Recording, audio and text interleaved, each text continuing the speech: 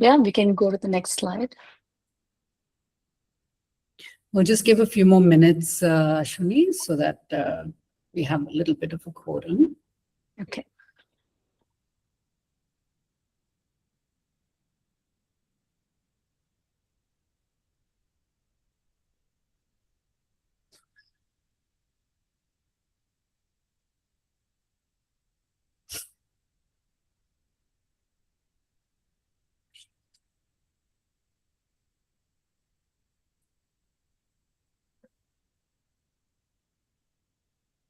Yeah, if you could go ahead and move to the next slide, Ashwini. Yeah. So, hey everyone, thank you so much for joining on a Sunday afternoon, and for all the fathers here, happy Father's Day. It's always a wonderful reason to celebrate the amazing, amazing parents we have in our lives. It's it's 3:32, but we're going to give the room a few minutes to fill in as people sort of stream in. But I want to make sure that we reward our early birds or on-time birds with a quick sort of sneak peek. We're going to be talking about imperfect parenting, and you'll see the visual that Ashwini has up that, would love your input into.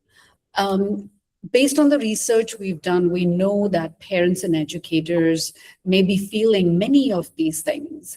Today, we're focusing on embracing the journey of imperfect parenting and how we can prioritize emotional availability and finally let go of that exhausting need to be perfect. But while people are coming in, we'd love to have you react to this.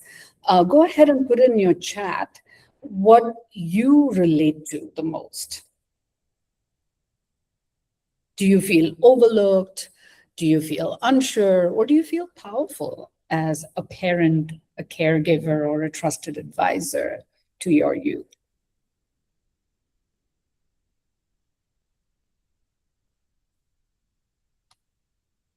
So I see hopeful.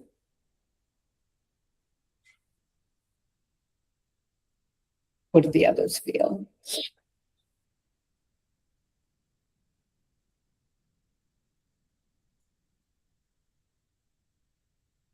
Connected. Helpless, yeah. So Annapurna, can you tell me a little more about connected? Ashwini, is it possible to unmute her? Maybe not. Okay, thank you. Annapurna, can you say a little more about what it means to you to be connected? Hi. Well, as a parent of teenagers, I think it's been a journey so far. And at every point of my parenting, I've always felt, of course, I'm not denying that I've not felt any of those, whatever are written there. Of course, there have been points where I have felt overwhelmed, unsure. But I think the best way that I feel connected to my child whenever there has been some overwhelming situation is when I have just got down to their level and stopped thinking about myself as a victim, as what is happening, why am I doing this, and just change my shoes, shift my thinking, and just go down to their level and think, okay, what is going through him? What are you feeling right now? Tell me about it. And I've always felt that there has been bridges that have been crossed by either of us to meet at a point where we understand each other. And I feel therefore connected most of the time. Now I feel, of course, my boys are 17 and 20. I definitely feel that it's more like a communication than and I don't think it's a journey which has started now. It has obviously been right from the time they were born. So yeah, wonderful. Thank you so much. If folks are just joining in, what we're doing is we're putting in the chat just some of the feelings we may relate to from the slide. Do you feel confident? Do you feel hopeful? Do you feel alone? What are some of the things that you might feel? Archana says, sometimes unsure. And Archana, I can relate to that a lot. Some days I feel like I'm on a roll, but most other days, very, very unsure.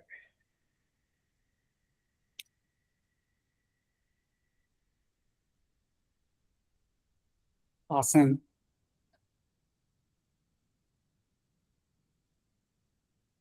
Chirag, do you want to tell us a little bit about Helpless? Well, sometimes just feel that no matter what you do, I mean, the cards have been dealt, and now it's up to you to kind of see the cards and play or play blind, right? So it's a so sometimes you just go with the flow, and that's what I mean by helplessness. Like you, Understand completely. Okay, it is 3:37, and I feel like we shouldn't, Pooja says, overwhelmed on some days, and not as a young adult. Yeah, sorry, just as far as definitions go, I'm going to use things interchangeably. I'm going to say kids, I'm going to say children, I'm going to say students, but I mean that age group of 5 to 24. People that can sit up on their own and think for themselves. And, young adults as well. So Pooja, whatever we're talking about, Aruna and I today is going to definitely include your little one. Awesome. All right, with that, let's progress. And if you can move to the next slide, please. Yeah, it is such an amazing pleasure to have Aruna with us today. Thank you so much. Thank you for having me. Absolutely. I mean, Aruna is someone who is so incredibly articulate and thoughtful. I don't know if she feels imperfect as a parent, but she definitely doesn't feel imperfect as a moderator and a guide. So thank you so much, Aruna. And just to introduce myself, my name is Deepa Bachu, and I'm the founder of Ripplemon. Aruna is speaking to us from the perspective of the School of You, focused on well-being. And so this is a journey that both Aruna and I are sort of plowing together. And we thought, what better way than to share our thinking with you? Next slide, please. Yeah. Pooja, it's completely up to you if you prefer on or off videos. It's completely your call.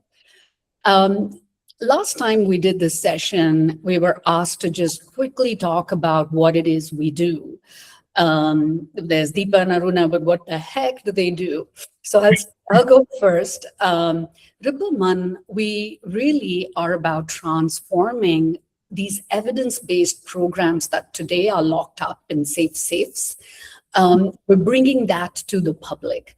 We're bringing it to trusted adults, and we're using AI, of course, to help every trusted adult in the ecosystem of these children, 5 to 24, and empower them with our Sherpa. We call it the Rippleman Sherpa, that we focus on helping these trusted adults organize these peer groups where children can learn from each other. The best influencer is really their peer, guided by the trusted adult and supported by our Sherpa. So that's really what Rippleman is all about. Aruna? Yeah, and so thank you, Deepa. The School of You is an organization dedicated to providing resources and educative workshops for people to understand and improve their own well-being. So we work with two categories. We work with people who want to look inwards and really discover. So it's for us, our USP is deep self-awareness, the kind of self-awareness that is tough to achieve alone, because when emotions are strong, we tend to look away unconsciously. So invite people into safety so that they can truly look within. And also work with practitioners who want to do deep work, deep, impactful work with others. Since our focus is mental health, our work has increasingly expanded to include children, because that we see that as preventive mental health. We work only with groups because we feel that mental health should not be only confined to one-on-one spaces. And that's briefly who we are. We work primarily with transactional analysis and psychodrama and autobiographical storytelling. Let me stop. Thank you. Thank you, Aruna. So I'd like to welcome everybody to the Rippleman Resilience Dialogues. I feel as parents and educators, our ultimate goal for our young minds, age 5 to 24, is to thrive. But sometimes that path feels clouded by pressure to be perfect. We often find ourselves wrestling with different questions, difficult questions. What is the harm really in being perfect? How do we know if we're making the right choices? What happens when we make a mistake? Because I know I've made my share. Or despite our best efforts, when we feel misunderstood by our children. Today, we're setting aside the performance of perfection and focusing on what truly matters, really embracing our limitations, establishing healthy boundaries, and learning how to repair and reconnect when things go wrong. Because if you're like me, a lot of things go wrong. So, since Aruna and I talked about our companies, what we'd like to do is just jump straight into the questions we have for Aruna. Please know that you can ask questions at any point in time, but we ask that you put it on the chat. Ashwini is going to be taking all of those questions and putting it in the Q&A session. And we will have a lot of time to actually go through your questions and have Aruna and I respond to that. So please keep your questions in chat and please keep them coming. We'd like to keep it as interactive as possible. So with that, the first question. Aruna, what is the harm we do when we try to be perfect parents?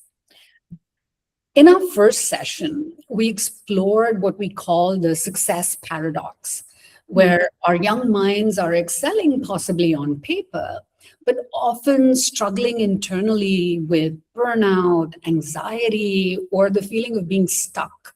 Sometimes that gets seen as being lazy because they don't know what to do. One of the consistent findings from our work at Rippleman is that the external pressure often mirrors the internal environment at home, and that we carry an invisible burden, a belief that if we provide enough, and here we am talking about parents and caregivers, if we provide enough, push enough, monitor enough, that we can produce successful, resilient children. But in that pursuit of perfection, we often trade everything that builds resilience in our children. Deep, authentic connection for a performance that possibly drains both our children and us. The prompt for you, Aruna, is based on your work at the School of You. What is the true cost of perfect parenting? Thank you, Deepa. And let me start by introducing myself as an imperfect parent to two grown-up children who are angry with me, upset with me, happy with me, all of that. So before we talk about the impact of perfect parenting, let's define how perfect parenting may look. So perfect parenting is a parent who sets high standards for themselves where parenting is concerned. They take full, large responsibility for their children's mental well-being, academic success, career success, relationship success, image. So all areas of their life, they feel personally responsible. So because they feel responsible and scared of failure, they might end up micromanaging their child's life. They may protect their children from any kind of failure or disappointment, boredom, all of that. So enthusiastically planning every minute of a child's life. Now they put high standards on themselves. Often these high standards are extended to children. So children are expected to be perfect. And they're anxious parents. They worry about being seen as failing, not just by their children, but also by the world. Yeah, they're worried about getting it wrong, so they question their own actions repeatedly. How do I know it will work for my child? How do I know this is actually a good thing to do? Yeah, so and this, because of that, they get exhausted. So there's a term called parental burnout. There's another term called new, these are new terms, huh? Parental burnout, intensive parenting, etc. And yeah, they suffer excessive guilt. Now the question is, how does it help or hurt children? Yeah. So this kind of pressure to do the best for your child and not knowing your own limits as a parent hurts your child more than helps your child. So children learn in many ways. We say that children's thinking is not the same as an adult thinking. A little child's thinking is what we call grandiose. Yeah, so a little child feels like a center of the world. So if a 2-year-old child sees a mother with another infant, and the mother is not smiling as much as earlier, the child may conclude she doesn't love me anymore, that she now that she has another baby. Yeah, so this is the grandiose thinking of a child. The child does not have language or logic that says mother is tired. Yeah, it's the feeling a huge bodily sense of disappointment and a panic at the loss of love. So this is the kind of thinking that so actually one of the reasons for perfect parenting is also there's a lot more awareness of the impact of early childhood on adults' mental health. So that's actually increasing the pressure on parents. Often, parents who put pressure on themselves to be perfect tend to be controlling, and some control is important. That's what we call structuring in transactional analysis, but excessive control is definitely harmful. We say children respond in two ways. They adapt, because for a child, a parental acceptance is vital. It's the blueprint for their relationships later in life. So a child will adapt. The child will become good, yeah, obedient, blending. And we say that that's actually our culture values that, but it's actually very unhealthy for the child. Actually, this adult may grow up blending so much into the world that if you ask them, what do you want? They may not have an answer.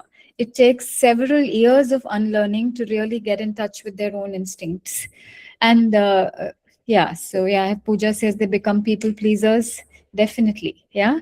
And if there's high control, the child may learn to not make mistakes. So the parents also model how to be. Yeah. So if the child may now decide my parent is happy only when I get 100, so unless I can get 100, I won't even try. So they may become risk averse. They may become afraid of mistakes. They may feel very anxious internally. They may develop dependency patterns. They may expect people to do things for them, think for them sometimes, because these parents are thinking for their children. So they are and sometimes parental guilt, when parents try so much, results in children feeling that they are entitled, and that the world must revolve around them. The world is expected to do things for them. So a lot of entitled young adults we see may be the outcome of parents who never were not able to tolerate their frustration or disappointment, and therefore bent over backwards to meet their every whim. Yeah, so many, many things that can go wrong when we put pressure on ourselves to be perfect. Yeah. Amazing. Thank you, Aruna. You said a lot of really wonderful things. And by the way, for those of you who joined later, I'm sketch noting so we can all capture the wisdom that Aruna is sharing with us. So if I'm looking down, it's not like I'm distracted. I'm actually sketch noting. Aruna, if we can double click a little more into the parent guilt, right? Yeah. And the guilt that, we overcompensate then, Yeah. and we do tend to raise entitled young adults. Yeah. Because of that. Yeah. I'm reminded of a parent that told us that this is a global interview that we did where the parent said, look, my life sucked because I had this 20-year, 30-year mortgage. And the first thing I did for my children was buy them homes so that they didn't have to worry about the thing that, pressured me most growing up.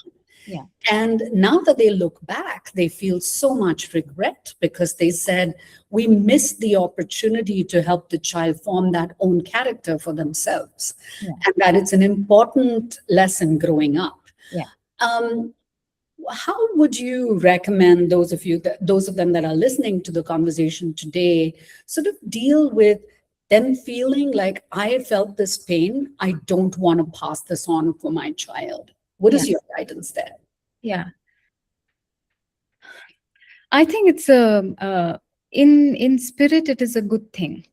Yeah. So often parents who feel that their parents never showed them affection visibly, and and they missed it.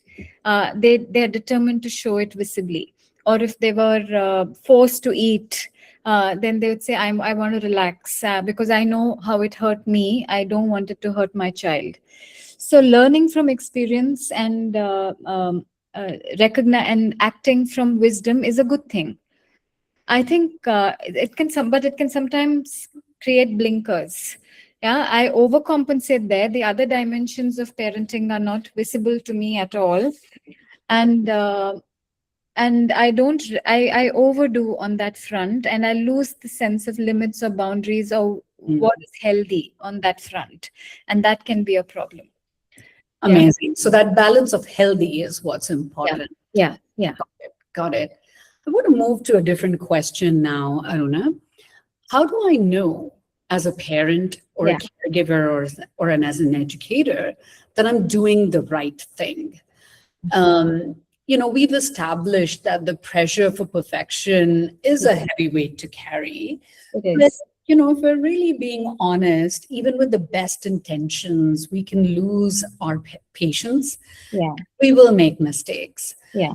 A key finding that we had in our research at Rippleman is that children don't actually need perfect parents. Not They at all. need parents who are human. Yeah. We often fear as caregivers, parents, and educators that one bad interaction can leave that permanent mark on our child's development. But our data consistently shows us that children learn more from how we handle our own messy moments than from our attempts to keep everything sort of spick and span and polished. It turns out that connection, consistency, and repair are the true cornerstones of resilience, not performance perfection, but really connection, consistency, and repair. Yeah. Aruna, many parents fear that their bad days are damaging their children. Yeah. When they lose their patience, they might miss the mark and feel like they may have failed. Yeah. What does that restorative discipline look like in practice? Yeah.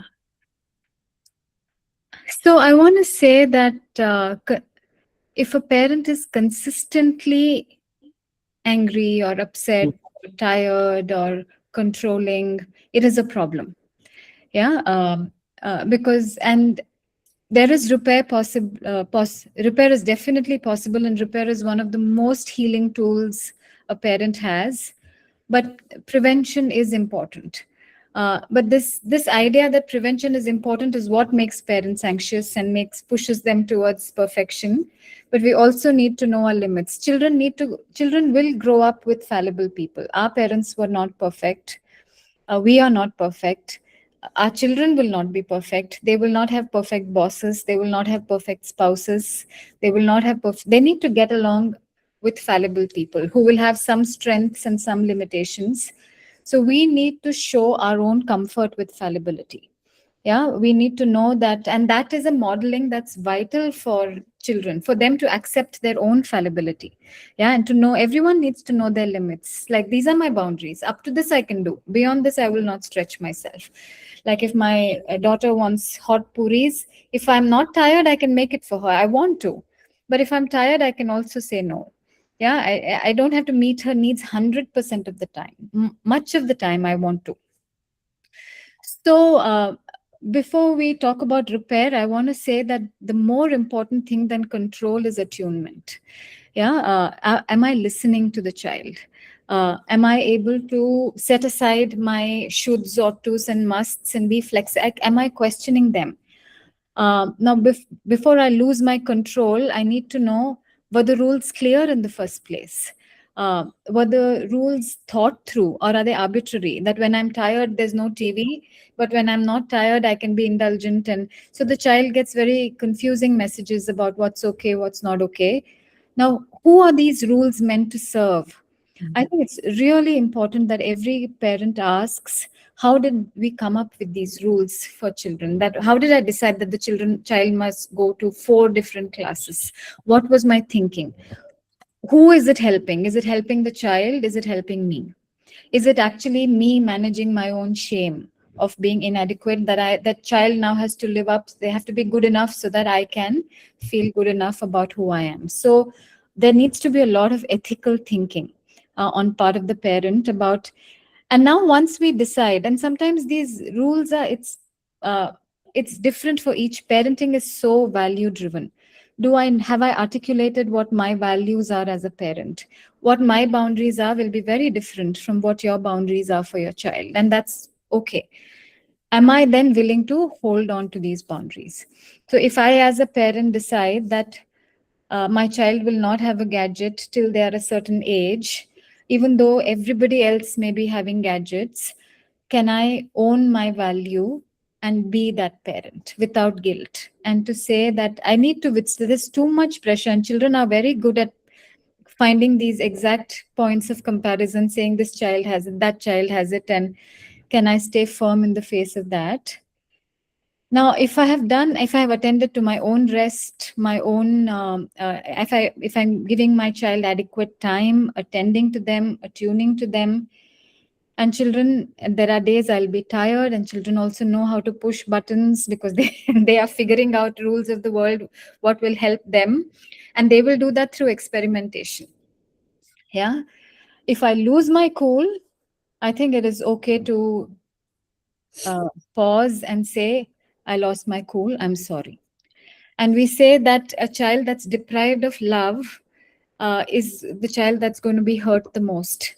So after that, if my love should not be conditional.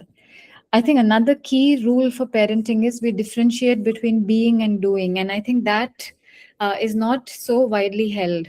So if my child is not doing their homework, they are not lazy. They are just not doing their homework. Yeah. So we have to make sure we are describing the behavior, not saying you are such a poor listener, you don't care, you are lazy, you'll end up like your no good uncle. So these attributions are what really hurt children. Yeah, labels. And but if a parent can apologize and say, I made a mistake, I shouldn't. Hitting is a no-no. Violence is a clear no-no. Sulking is also a clear no-no. That's actually telling a child, I'm going to be the child here. You have to rise up, be an adult, and take care of me. Yeah, and children are forced to grow up. Uh, uh, so there are some. Parenting is a responsible job. You are the parent. Your job is to protect the child and keep the child safe. But you are not saying you do well so that I feel happy. You eat your food so that I can relax. Yeah, you eat your food because it's good for your health. Yeah, and so those boundaries need to be clear. I am responsible for my emotions, and I have to protect my child, but they need to go through their age appropriate frustration, boredom, and they have to make an effort. That's the story you were telling, right? We can't deprive them of their opportunity to build and make their own lives. We have to trust their resourcefulness. And if we never withdraw unconditional love, which is, you will always have my love, whether you get 100% marks or you get into trouble, you will have my love and support. I may disapprove of your behavior, but you always have my love and acceptance.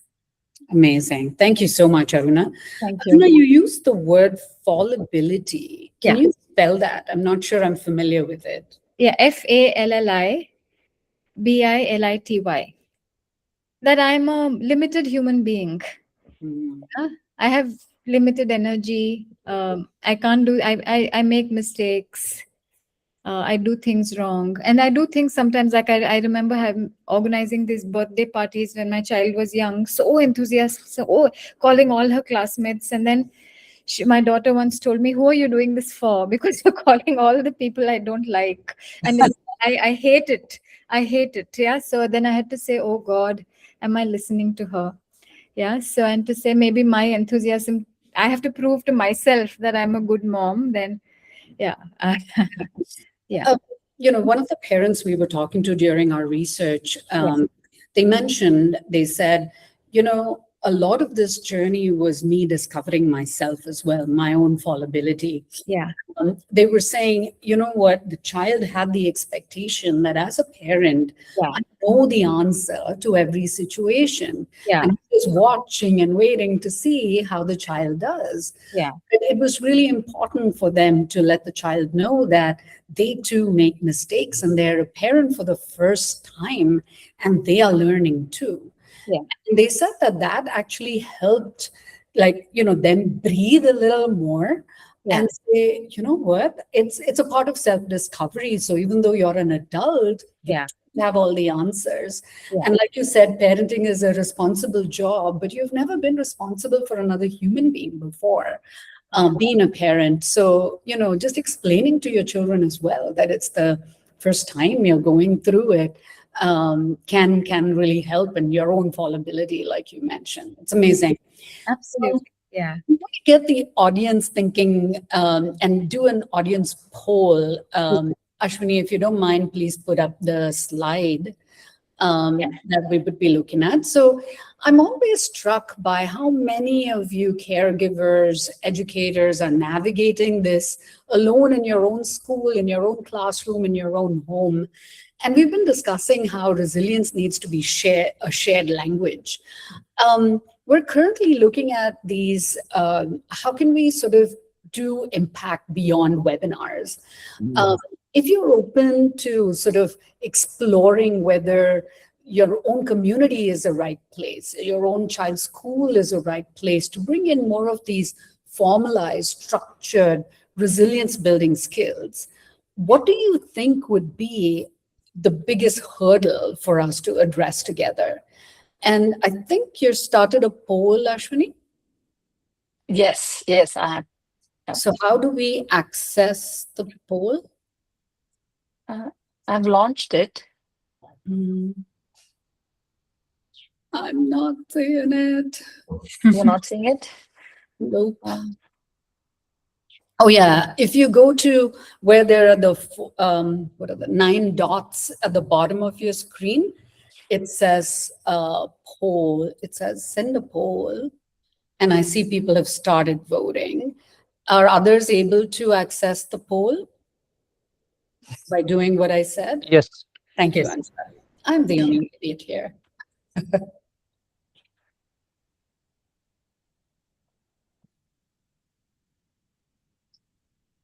We'll just give everyone a minute to answer that. mhm.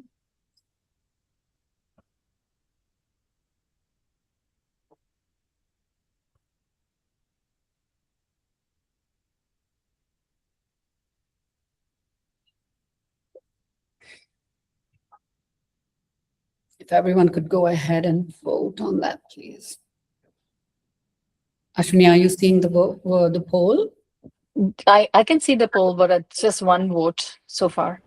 I'm not The able poll to says see. Yeah, it's it is, enabled, it is actually. disabled. The voting is disabled. I'm not able to vote. Yeah, I think there's Is some it? problem, Ashwini. The poll is ended. Basically, it's not live.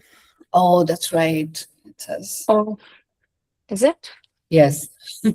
All right. Oh, So what we'll okay. do, instead of giving Ashwini so much stress, is if we could use the chat box, please, and respond with 1, 2, 3, or 4. Let's just use the chat. Thank you, Pooja. Thank you.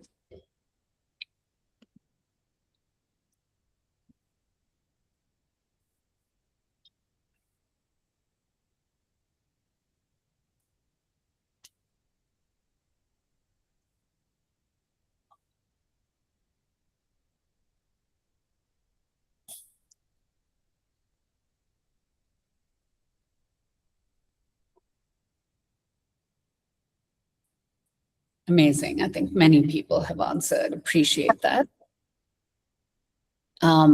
So let's move to the third question I had for you, Aruna.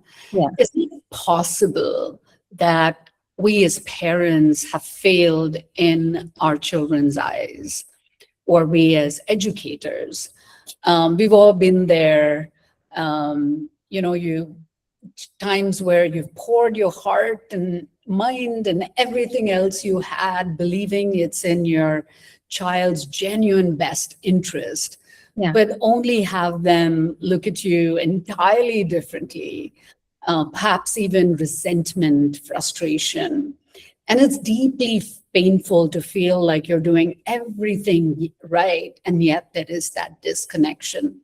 One of the parents was telling us that going and asking their teenage daughter to join them for dinner was like asking someone they're interested in out on a date with, or to join on the friends. And that just rolling of the eyes, or that expression, more so girls than boys, can be extremely hurtful. Yeah. And it's hard not to imagine that this is a reflection of your parenting skills. You might feel like you're a failure. It's a failure of communication. You're asking questions, getting grunts back. Or if you have a son, being called brah for everything, someone who's dependent on you for everything, but just disses anything and everything you say. Yeah. It's hard not to feel like you're failing. So, Aruna, how do we handle that heartbreak of feeling like a failure where your efforts are not seen? And how do you keep that balance going and allowing your children to make their own decisions while you're feeling that deep sense of hurt? Yeah. So this is a tough one because as a psychotherapist, much of the work is children working through an imperfect relationship with the parent. Yeah. So, however, whatever your intent is, the other child, how the child receives your actions is not in your control. Yeah. And you may do something with great love, but it is seen as control or unfairness or whatever it is, and the child can carry anger for a lifetime. So we also have a child ego stater. If we've decided something in childhood about unless we have an opportunity to recognize the pattern, we may never actually correct it. We may carry that feeling well into adulthood. And now, recently, I have seen the idea that a parent can be wounded by a child is gaining that adult parents trying so hard to repair things with their children, and children carrying the hurt and anger and not willing to repair it. What you spoke about, teens not coming for dinner, is actually a phase of adolescence. And adolescence is a stormy period. And that's a child learning how to be an autonomous adult and going the other way before they find the balance. Yeah. The rebelliousness on part of the child is not to be taken personally. These are all developmental stages. The first time we do it is when we are between 2 and 4. So that's why the period is called terrible twos. Yeah, because that's the first time I realized that I actually am an autonomous being who can push another, and the other responds to me. I seem to have power, and then children are waiting to discover what is the extent of their power. And the same cycle gets repeated in teenage. But the larger point is there's no guarantee that your child will value you. Mm. We just have to hold on to our values. There is nothing else to be done. And that's why the internal compassionate voice is so important for a parent. That at that time, could I have done other things? Maybe I could have, but this was what I knew, and this is the best that I did with what I knew. And have I made amends? Maybe I have. Is it working? Maybe it's not. Can I do more? If there's more to be done, perhaps the parent can express themselves more. I always say that the onus to repair is on the parent. I don't know if I'm being unfair, because children were vulnerable when we brought them into the world. They didn't have so much choice, and our actions did have a mark. So I'd say the parent can repeatedly reach out. Repair takes years. It's not again, consistency matters. Like one explosion will not damage your child. It's repeated explosions over the years is what can lead to damage. Similarly, one attempt to repair will not heal. You may need to prove to the child that you really want to repair this relationship. You care for it. Yeah, but it's you again. Every parent must know their limits, how much they are able and willing to do. But yeah, to remember that it is possible that the child may never forgive them, or it may misinterpret. It is a possibility. Yeah. But children also, when they have children, we don't know what moments can create the repair. I just saw this very beautiful TV serial called The Witness. Yeah. Yeah, where a child witnesses the mother's murder, and the single father is doing his best to protect the child, and the child picks it up as control. And it's a terrible relationship between the two of them. Yeah, and but a chance meeting with the criminal's therapist changes things for the boy, and he says, "I respect you today." So we don't know when sometimes healing can, for me, I understood a lot of my parents' intent after they are gone. Yeah, it can happen like that as well. Yeah, so parents just need conviction in their, yeah, and yeah, they need an internal parent that is kind to them.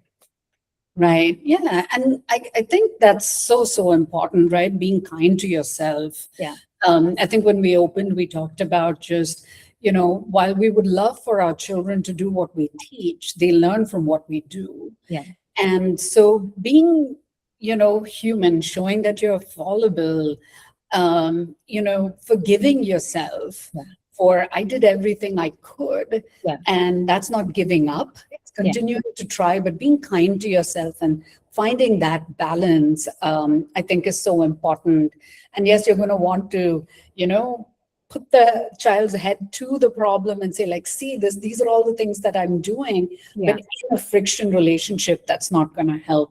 Yeah. So thank you so much, Aruna. I know that was a complex question, but I love the way you broke it out and said, ultimately, we're responsible as parents to bringing the children into the world. So that squarely lands with us. Yeah. But we can be kind to ourselves. Yeah. Yeah. At this point, I want to turn to any questions that we might have heard from the audience. Ashwini, would you please put up that slide? Yes.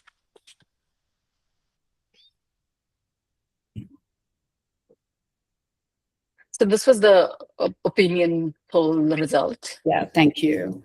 So what we're seeing is if we were to do it, getting parent communities would be Helpful.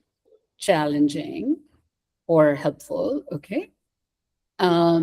And most people here are like, let's get it going, let's get started, let's do these things in a more organized way. So that's very, very encouraging for both Aruna and I to hear. Yeah. Yeah, thank you. And yes, we do need the right experts and tools, but that shouldn't keep us from moving forward. So thank you. Ashwini, would you go to the questions, please? Yes. Yeah, here are the questions. And we have a comment too. Yeah. Okay, great. The trap, sorry, I'm going to have to use my bigger monitor, so I'm just going to be looking a little bit away. Why do we want to put the adjective perfect before parenting? Are we consciously putting the pressure on our child to be perfect, but by trying to be a perfect parent? Amazing. Aruna, I'll let you take that and I'll add my thought as well. Yeah, I think the idea that that parents often feel guilty for not doing enough reveals the fact that they have high standards for themselves when it comes to being a parent. And therefore, there's that standard, and holding on to that standard is why we put the adjective of perfect. And parents who put pressure on themselves to be perfect will also try to raise a perfect child. Yeah. Yeah. I don't know if I've answered your question. You can clarify if you wish. Looks like that was That was from Anjula. Yeah. Yeah, no. So, hi. Hi. I just agree with what you all say, that we also as parents can make mistakes. So, let us not say perfect parent, because when we try to be perfect parent, we are trying to tell the child that there is a need for perfection. Yeah. Oh, okay. But there is a beauty in imperfection also. Yeah. Yeah. We need to believe that, so that we pass on the same belief to the child. Absolutely. It's okay to make mistakes. Yeah. Lovely. Lovely. So you're Yeah. making a statement. It wasn't Yes. a question. Yes. Yeah. All Just- right. I'm also reminded, thank you so much. I'm also reminded of a teacher that talked about, her encouraging parents to ask the question of, is this your best effort? Versus, why didn't you do this, or why didn't you do the other thing?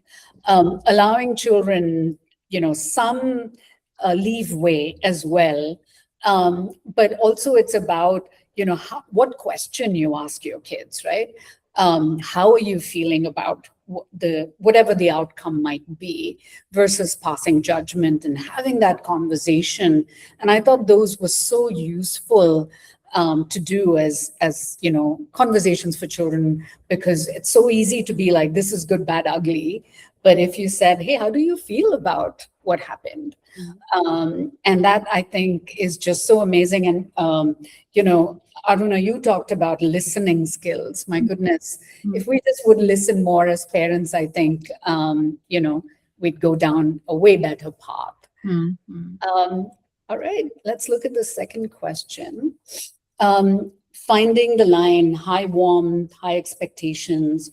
On one side, there is hands-off parenting, and on the other side, there's the tiger mom parenting. How do parents figure out where to draw the line? That was also a question we had in our back pockets around boundaries, Aruna. Maybe that's something that you can go into. Yeah. So, welcome to parenting. where there's no line. You have to figure out your line. So that's why the values are important. Yeah. Also, your understanding your child. Sometimes children. I think one of the key things is sometimes children are also different. Children have learning challenges. Children have neurodivergence and attention span. So all of this, we need to be curious. If our parenting is not working, so the key is to observe the child and see if whatever I'm doing is helping the child or is hurting the child. Is my child blossoming, or is my child withdrawing? Is my child getting angry? Is my child continuing to be expressive?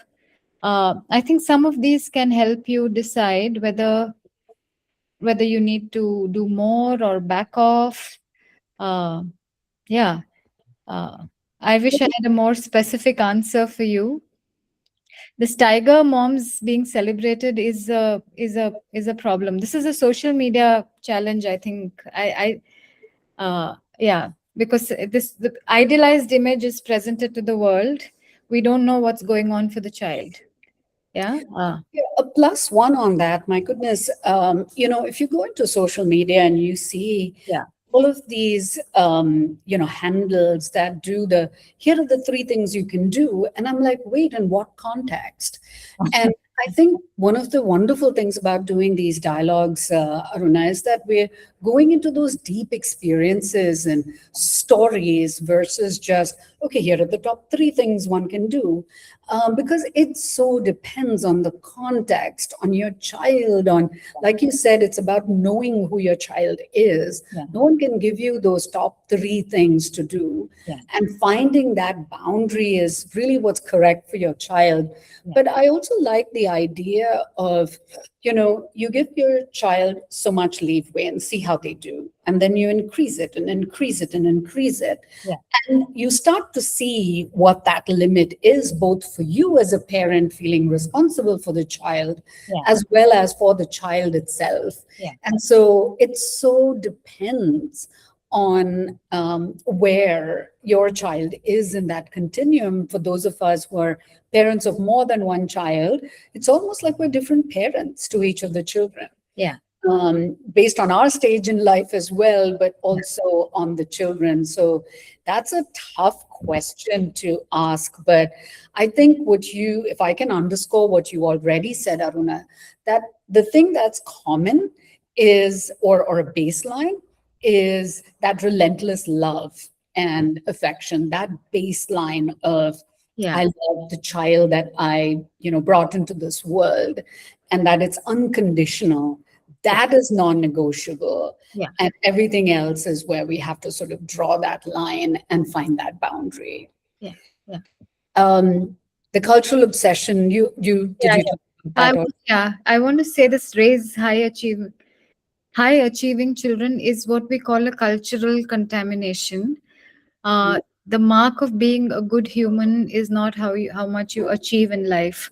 I think this whole obsession with achievement is what creates huge amount of not okayness in children, shame and hiding vulnerability and hiding that they need support, not having enough safe spaces to show up with their challenges.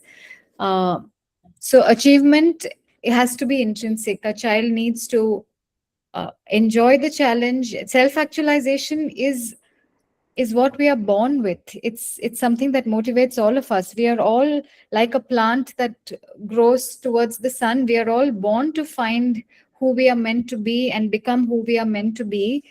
We need to, if we cut and prune and shape it in a particular direction, I think we are doing a lot of harm to our children.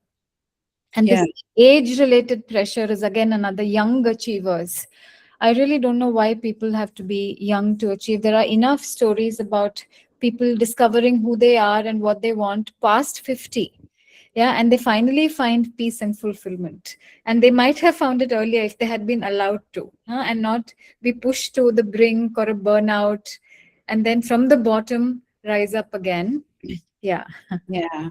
No, that's amazing. Thank you. I'm also reminded of when you're talking about the obsession with achievement. One of the tips that one of the experts gave us, Aruna, was they said, watch your dinner table conversation. Yeah. Are we talking about, this person achieved something and they were so successful? Now, even if you're not trying to compare, your children are going to hear, oh, I'm not achieving as much as that other person is. Yeah. So if you can talk more about behaviors, Yeah. if you can talk about the willingness to try something versus the outcome, that tends to be far more encouraging to children. Yeah.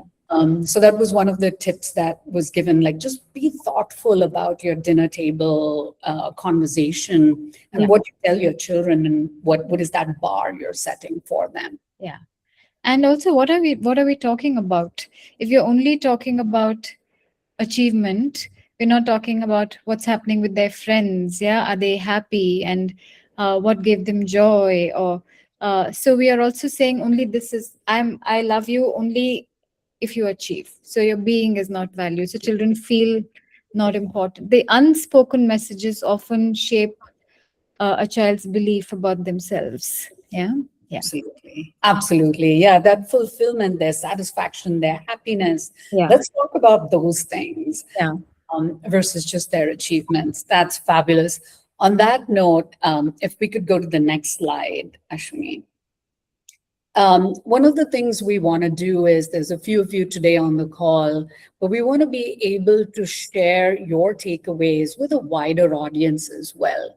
So if we could have you all take a couple minutes to reflect on the conversation today and tell us, what is the single most meaningful thing you are taking away and something that you would like to share with others? So if you could please use the chat box and put your one thing. What is the one thing you're taking away?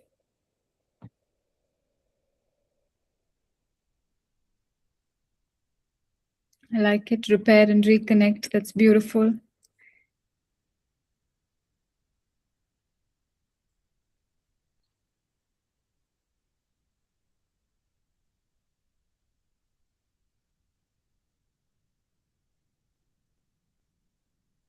Lovely. Amazing. Being kind to yourself. Oh, us too, Archana. I'm so happy that we're having these conversations.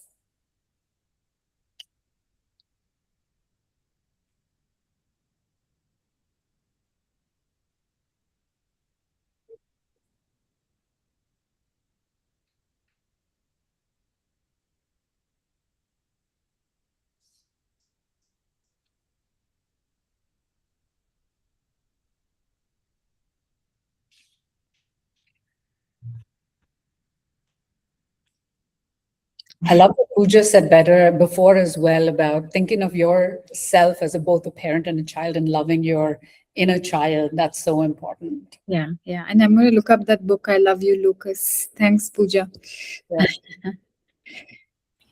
Ironically, we're reading it. I've been reading it for a couple of days, but I think it's only after this session certain things are settling in my head, and I'm like, I could have done this differently and just said I love you no matter what. So I'm reading it, but sometimes it's hard to get to sort of practice it, So yeah, so I'm going to go back and reread it. Amazing. Thank you.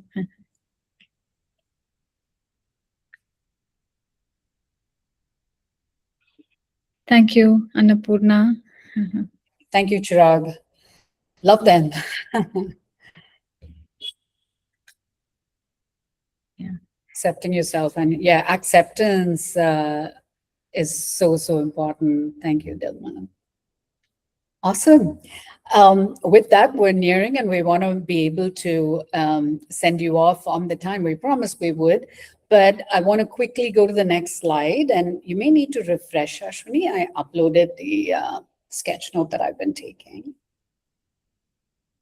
Yeah, there you go.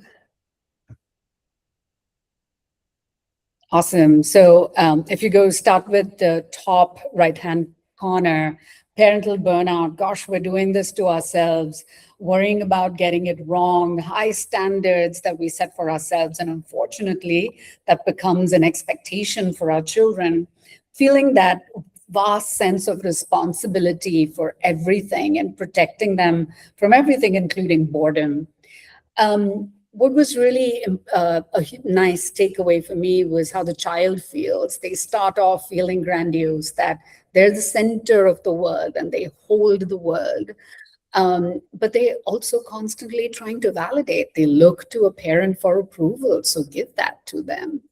The parental guilt, that's complex, right? It's also how we as parents grew up, and that influences the parental guilt as well and what we're supposed to do. But that guilt just leads to nothing good, but an entitled young adult. Moving to the left side, parenting is a responsible job. My goodness. I remember as a young mom saying my only job is to keep the child alive, because I was very scared that the child wouldn't eat and, die as a result. But they are hardy. Repair is one of the